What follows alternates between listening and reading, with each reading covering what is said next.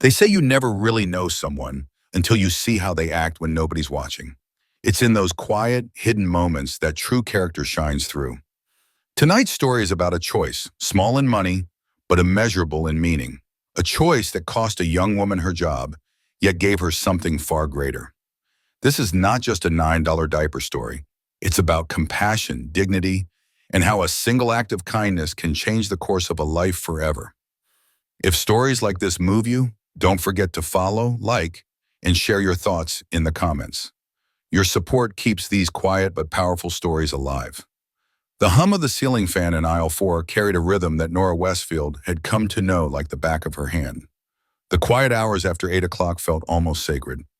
Customers trickled out, the store lights softened, and the chaos of the day gave way to stillness. For Nora, those late shifts at Evergrow Market weren't just about scanning groceries. They were about surviving, about holding together the fragile pieces of a life built on resilience. At 26, Nora didn't have the kind of life she had once dreamed about. Nursing school was still only a word scribbled on a rusted tin box tucked under her bed. Inside, she folded away crumpled bills and spare change whenever she could. It wasn't much, but it was her anchor, her silent promise to herself that someday things would be different. She wasn't ashamed of where she stood, but she carried a quiet ache, a yearning for more than a paycheck and fluorescent lights. Her world had shifted early, when a car accident stole her parents from her at just 17. That loss had left her adrift, but Aunt Millie had been the steady shore she needed.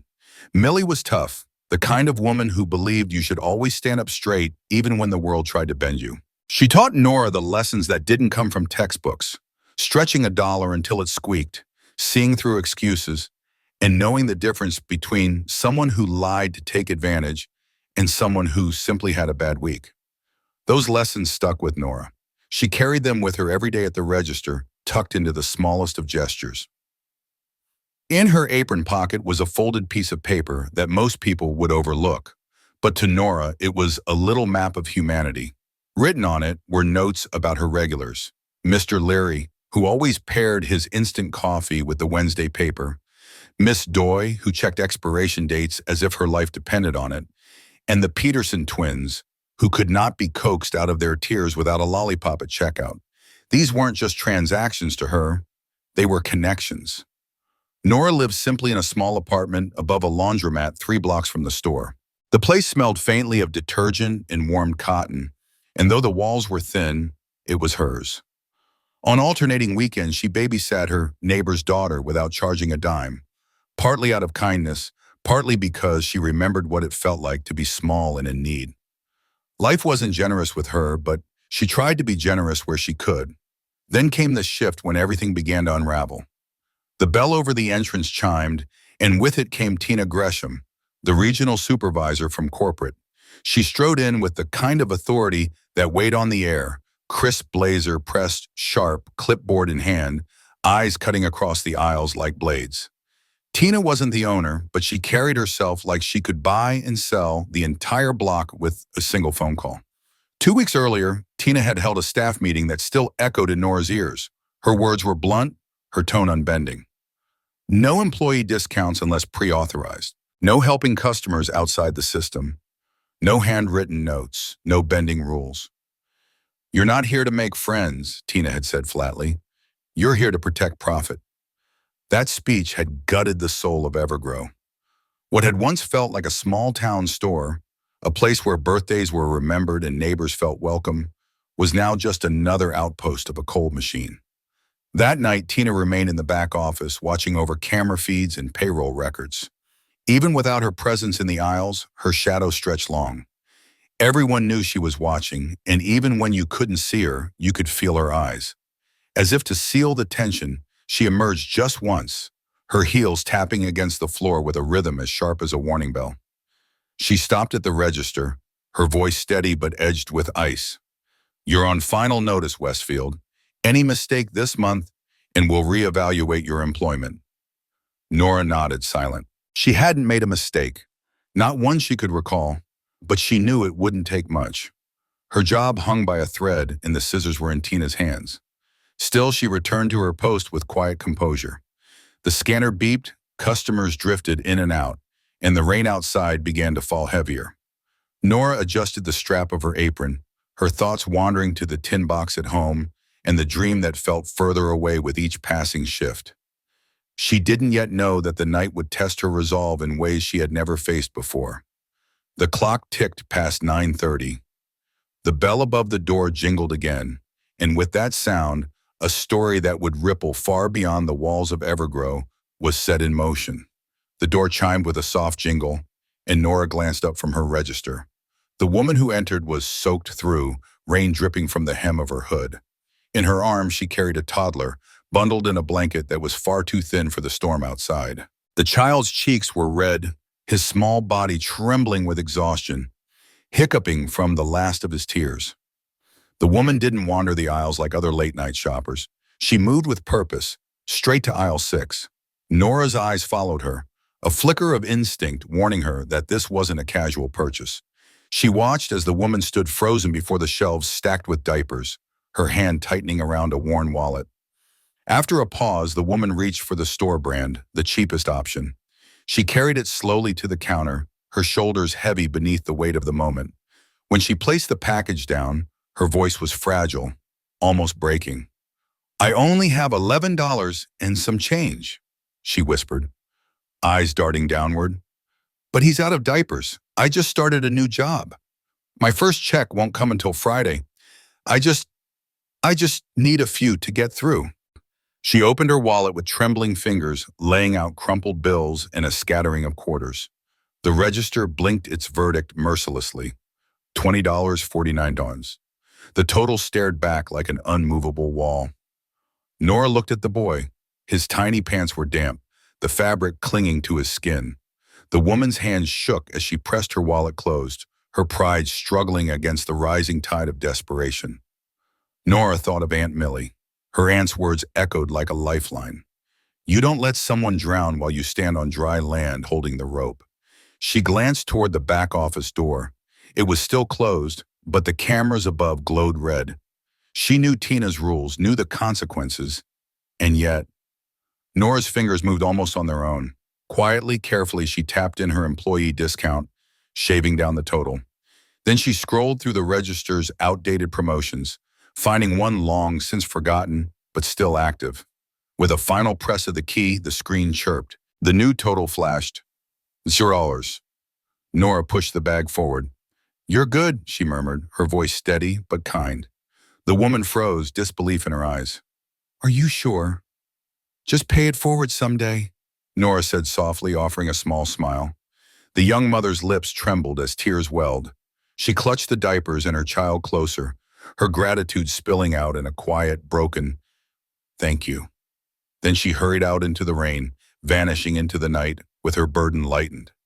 Nora exhaled slowly, her chest tight, but her conscience calm. For the first time in weeks, she felt certain she had done something that mattered. The store was nearly empty when the sound came, the sharp click of the office door unlocking. Her breath caught.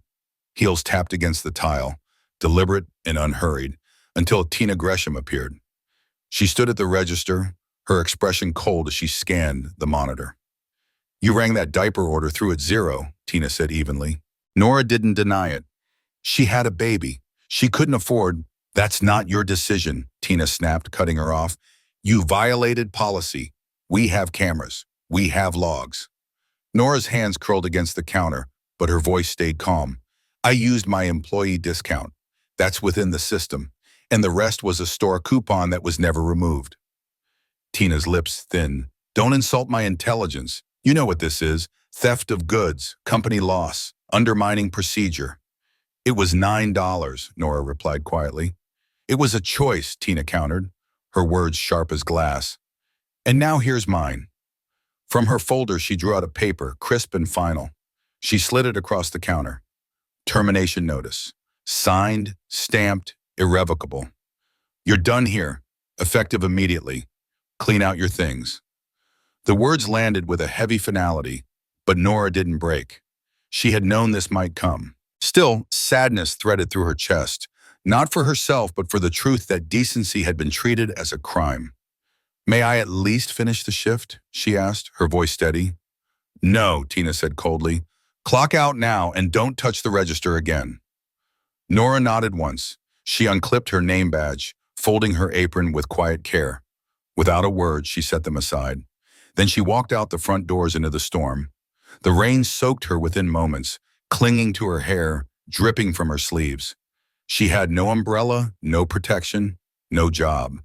She walked the 3 blocks home in silence, her shoes squelching with every step.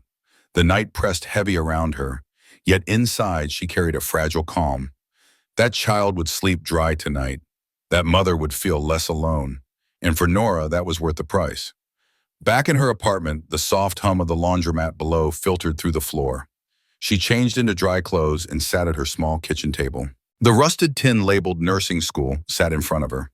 She wrapped her hands around a lukewarm cup of tea, staring at the box as though it held all her unanswered questions. She hadn't cried. Maybe she would later. Maybe not.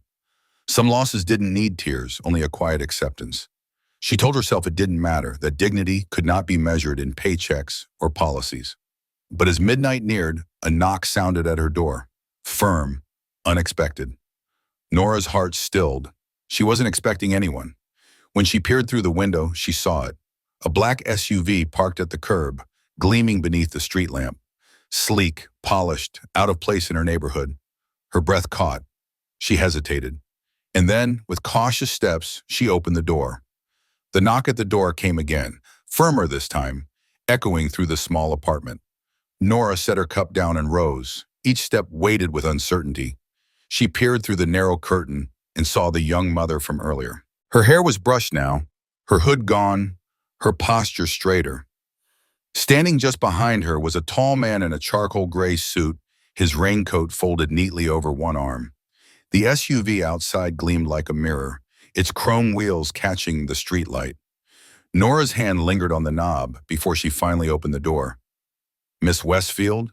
the man asked, his voice calm, professional. "My name is Derek Lawson. May we come in for a moment?" Nora blinked, stunned, but stepped aside. Yes, of course." They entered her modest space, 2 mismatched chairs, a second-hand couch, shelves lined with nursing textbooks, and the old tin box sitting plain on the table. She felt embarrassed suddenly, aware of how bare her life looked under the gaze of strangers. "I wasn't expecting company," she admitted softly. "You've already done more than you know," Derek replied, his tone steady but warm.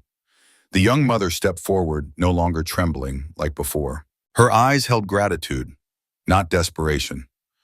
"I didn't get to thank you properly earlier," she said. "What you did for me and my son, it meant more than you realize." Nora gave her a faint smile. "You don't have to thank me, I understand." Derek cleared his throat gently, drawing Nora's attention. "What you didn't know, Miss Westfield, is that my sister Kayla wasn't just a struggling mom. She was part of a test." Nora froze, her pulse quickening. "A test?" He nodded. "We're launching a new initiative through our foundation.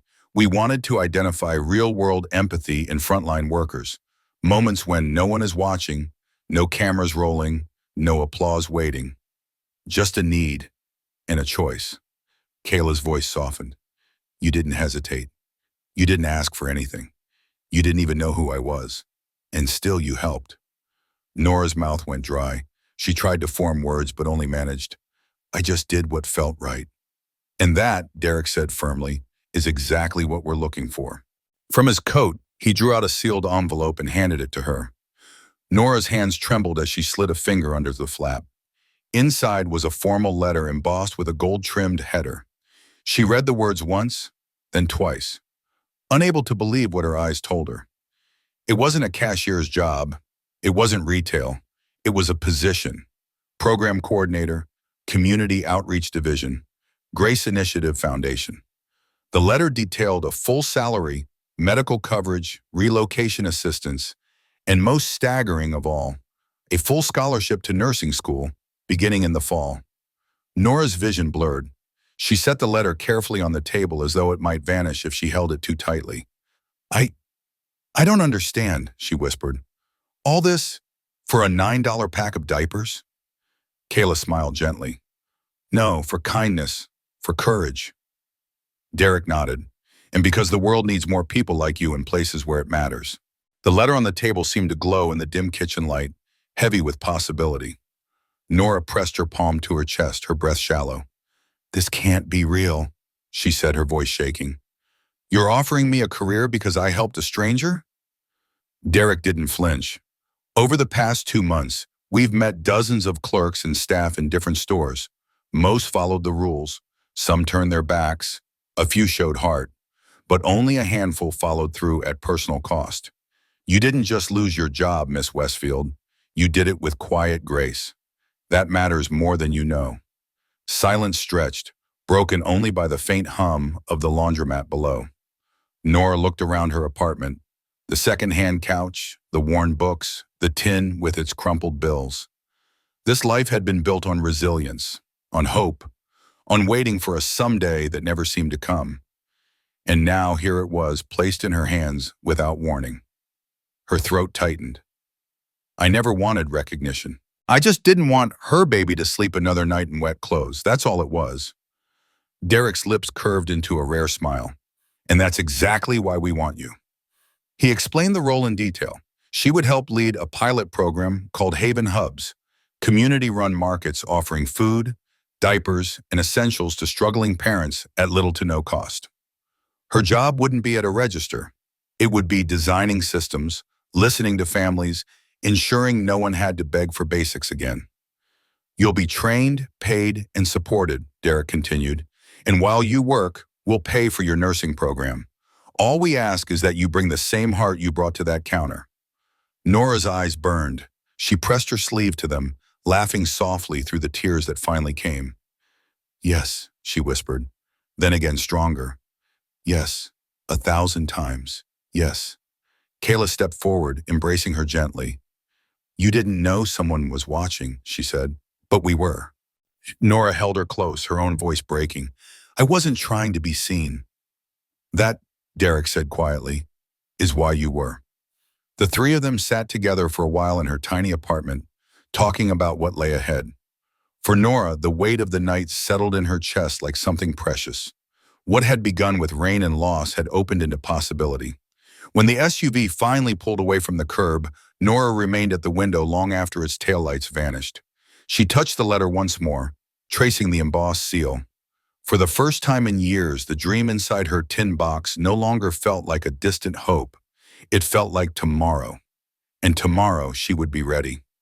3 months later, the sterile glow of Evergrow's fluorescent lights was only a memory. Nora Westfield now stood beneath the warm lanterns of Haven Market, a community hub carved into the bones of an old church. The building smelled faintly of wood polish and fresh bread, a far cry from the sharp tang of bleach and plastic she had grown used to. Here, every corner had been shaped with care, designed for dignity. The shelves weren't lined with overpriced goods stacked to the ceiling. Instead, they held essentials chosen with thought: diapers, formula, over-the-counter medicine, and bins of fresh produce from local farms. In the far corner, a children's nook displayed gently used toys, donated books, and handwritten notes from volunteers that read, "You're not alone," or "Tomorrow can be better." Above the front desk, a simple sign declared, "No judgment here, just help." Beneath it stood a jar labeled "Kindness Paid Forward." Families contributed pennies, nickels, sometimes folded bills, and those small offerings quietly covered the gaps for anyone who needed just a little more. No one had to beg, no one had to explain. Nora had learned to read the quiet in people's eyes and step in before the words even formed.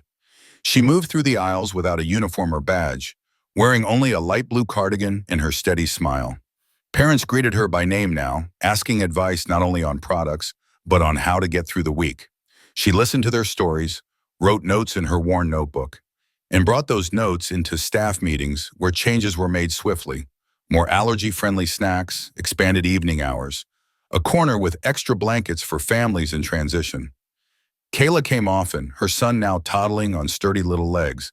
He would run straight toward Nora, tugging at her sleeve until she scooped him up. Kayla would laugh, teasing, "You've become his favorite person."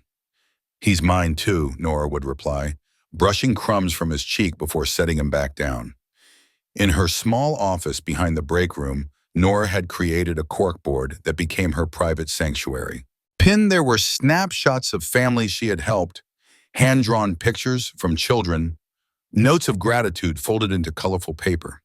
But at the center were two things she treasured most: the faded receipt from the diaper purchase that had cost her everything at Evergrow, now framed in simple wood, and beside it her official nursing school acceptance letter.